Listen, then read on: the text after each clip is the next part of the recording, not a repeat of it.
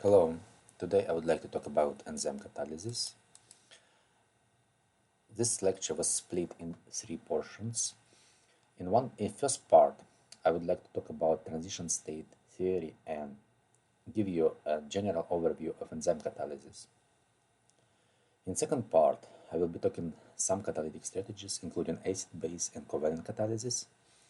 And in third part, I will cover other three catalytic strategies, which are preferential binding to the transition state complex, metal ion catalysis, and the proximity and orientation effect.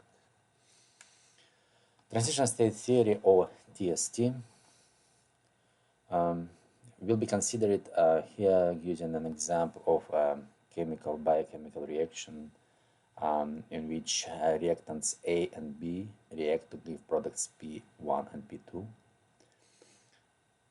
You can see in this energy diagram that the energy of reactants is higher than the energy of the products, which means that direct reaction is spontaneous and it is characterized by negative delta G, shown here. That's thermodynamic delta G.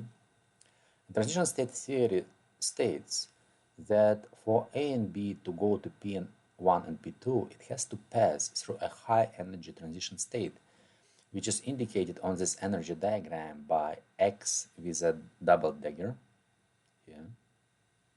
And the rate of the reaction depends on the activation energy that characterizes how high in energy this transition state is. The higher the energy of the transition state, the slower the reaction. Now, what is important is that both A and B can react to form this transition state, and P1 and P2 also can react to form this transition state. And after the transition state is formed, it has equal probability to be decomposed to P1 and P2 or to A plus B. So let me take you now back to thermodynamics. The same reaction can be characterized by equilibrium constant, which we know is products of reactants, concentration of products over concentration of the reactants. And the delta G of this reaction can be found if you know the equilibrium constant, and vice versa. The equilibrium constant can be calculated if you know the delta G of this reaction. And this thermodynamic delta G is exactly this delta G of the reaction as we talk. Transition state theory considers that A and B are in the equilibrium with the transition state. And same P1 and P2 are also in the equilibrium with the transition state. And these equilibriums can be characterized by kinetic constant K1 and K minus 1. Same as in thermodynamics, we can write expression for this kinetic constants via delta G1 and delta G minus 1, where delta G1 is the activation energy for a direct reaction here, and delta G minus 1 is the activation energy for the inverse reaction. Okay. Here I have the same expressions. And now I'm taking K minus 1 over K1. And in my power expression right here, what I have is delta G minus 1 minus delta G1. And if you take a look at the diagram, delta G minus 1, this level, minus delta G1, which is this energy, gives you the delta G of the reaction, which is the thermodynamic delta G that I talked about earlier when considered equilibrium constant. And it is appeared that this expression is exactly equilibrium constant. So now what we have is that for any given reaction, if you know the kinetic constants K1 and K minus 1, we can find equilibrium constant by using this expression K minus 1 divided by K1.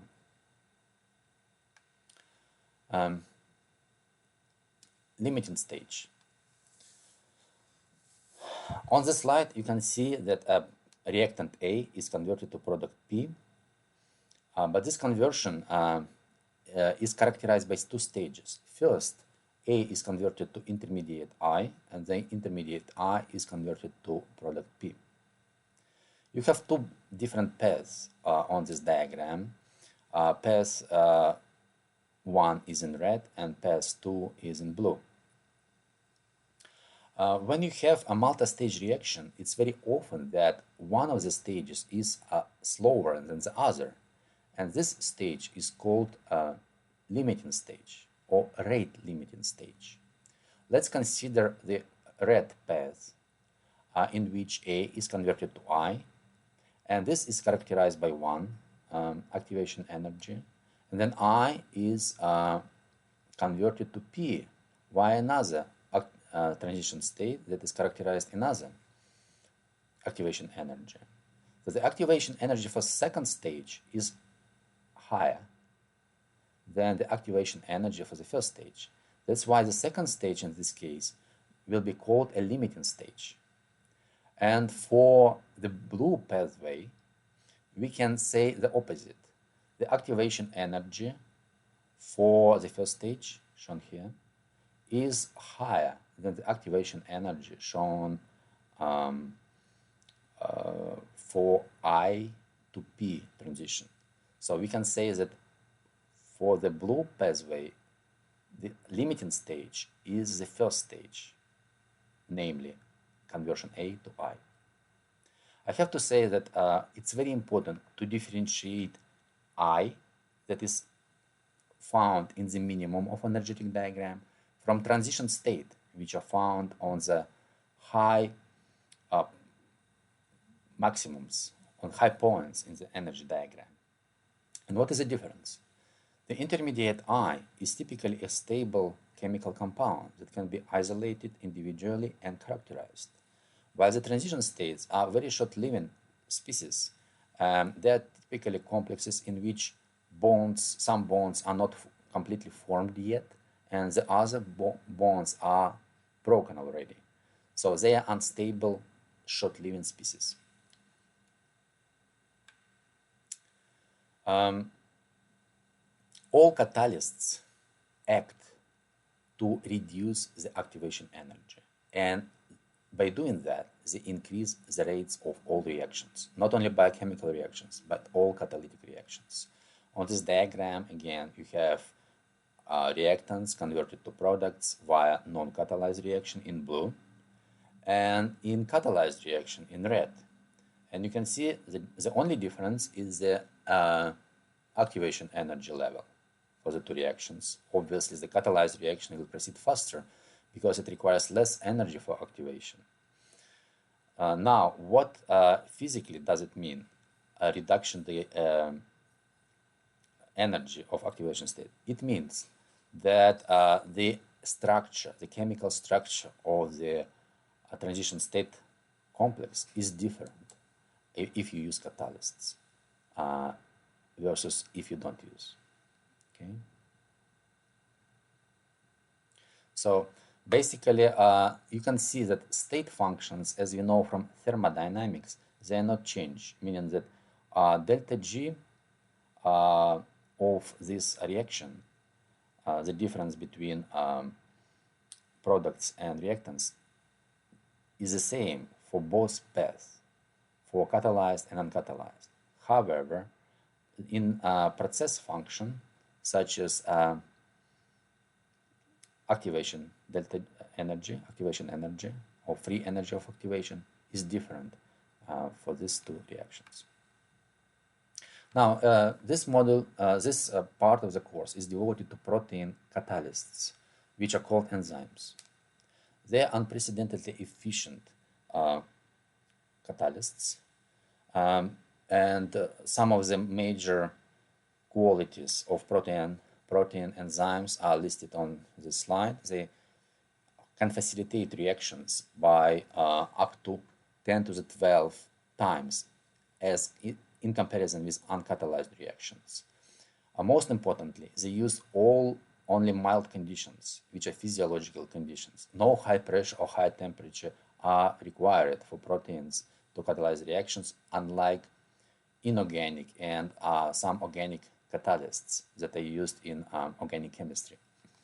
High specificity, meaning that no side products are typically produced by enzymes. High radioselectivity, meaning that only one structural isomer is synthesized by proteins. Stereoselectivity, typically only one stereoisomer is synthesized, and capacity for regulation. Proteins under physiological conditions can be activated or deactivated, which gives an enormous advantage to living systems to control their enzymatic activity inside cells. We are going to study a classification of the enzymes. Enzymes are divided into 6 major groups based on the reactions that they catalyze. And actually, by looking at the chemical equation of a reaction catalyzed by an enzyme, you can classify the enzyme if you don't know the mechanism, how the reaction is catalyzed.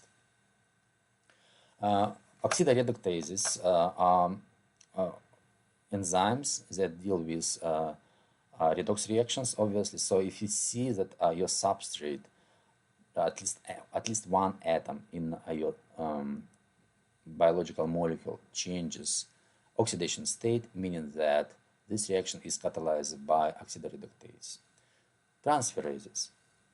Transferases take a group from one biochemical compound and transfer it on another compound.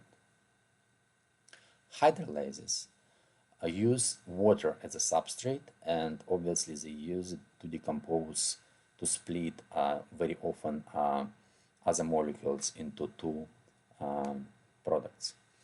Lyases is the most tricky class of enzymes. Sometimes it's difficult to classify an enzyme as a lyase, but the short guidance, how you find the short guidance to identify an enzyme as a lyase is that it acts on one substrate and forms new bond in this substrate and often releases 2 products as a result of the reaction. Isomerases, they convert one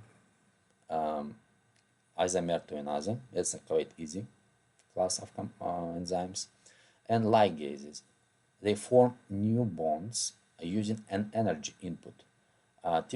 For example, they can use ATP hydrolysis. In this course, I will ask you to classify enzymes as we go through examples of some biochemical reactions. The first stage in any enzyme catalyzed reaction is substrate binding. So you see here the one representation of an enzyme catalyzed reaction. E is an enzyme, binds a substrate S to form enzyme substrate complex, which is then undergoes chemical transformation to enzyme product complex, and product is released from enzyme. The diagram on the left shows the energy diagram for this reaction mechanism. So enzyme substrate complex goes through a little bump to get to enzyme substrate complex, which is located in the minimum, energetic minimum. And then this complex undergoes transformation to product via a transition state, enzyme substrate transition state, which is lower in energy than the transition complex for uncatalyzed reaction. And then the product is released, right? So we are talking now about this stage when enzyme is bound with a substrate, and this is achieved by so-called chemical complementarity, which includes both geometric complementarity and electronic complementarity. The diagram on the right demonstrates the idea of chemical complementarity.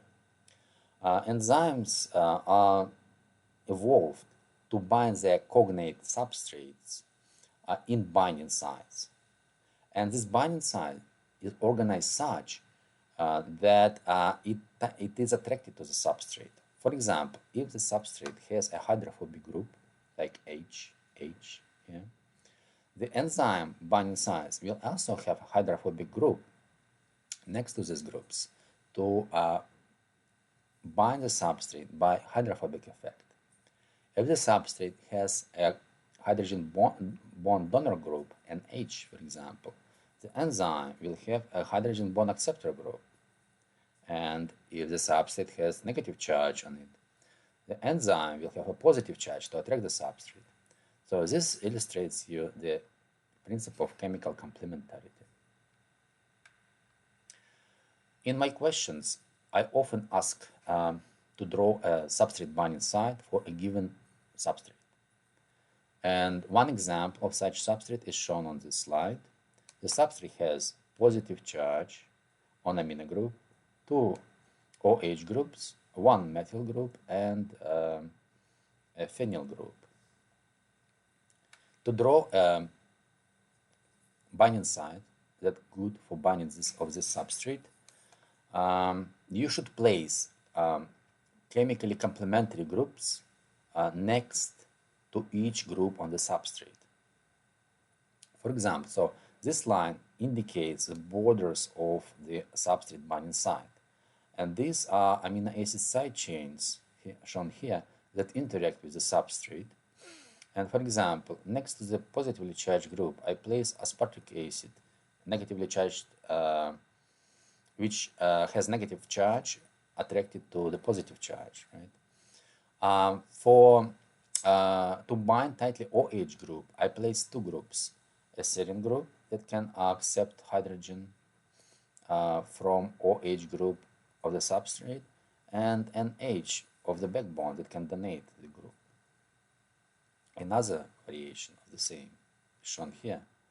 And to bind the phenyl group, I placed phenylalanine that can interact with this phenyl group by stacking interactions. So please note that methyl group here is not bound to anything, and I left this methyl group unbound by hydrophobic interaction on purposely, because normally enzyme substrate binding sites are not perfectly designed to bind a substrate, and there is a reason for that. In fact, enzymes shouldn't bind substrate tightly. Look at this diagram.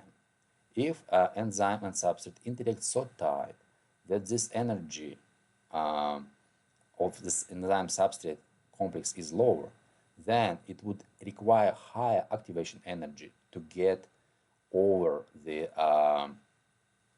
energetic barrier to the product. So basically, tight binding of enzyme to the substrate would slow down the transformation of substrate to the product. So for practical purposes, I suggest that you practice with several given substrates to draw a substrate binding site by placing amino acid side chains that are chemically complementary to a given group in the substrate. Please note that when we practice drawing such groups, it doesn't mean that the active sites that you draw really exist in nature. So this practice is exercised for educational purposes to understand the principle of chemical complementarity. There are 2 models that describe substrate enzyme interaction. And the first model is Lock-Nicky model. Here we see an enzyme binding site that perfectly matches the substrate. And substrate is bound to the enzyme, and then it is converted to product. The product has different chemical structure and is not bound as tight as the substrate, and therefore released in the environment. I have to say that this model was the first model that explains substrate enzyme interaction, and it is sort of outdated at this point. However, it has enormous historical significance. The more accepted model is induced fit model, in which enzyme binding site is not formed until the substrate binds to it. So basically, upon binding of the substrate, enzyme fits the substrate structure and binds it tightly. And then, same as in lock and key model, the product changes its chemical structure and is released from the enzyme binding site because it's not bound as tight as the substrate. I have to correct this induced fit model by saying that the substrate itself can change its structure upon binding to the enzyme, and that would make it like a mutual induced fit model.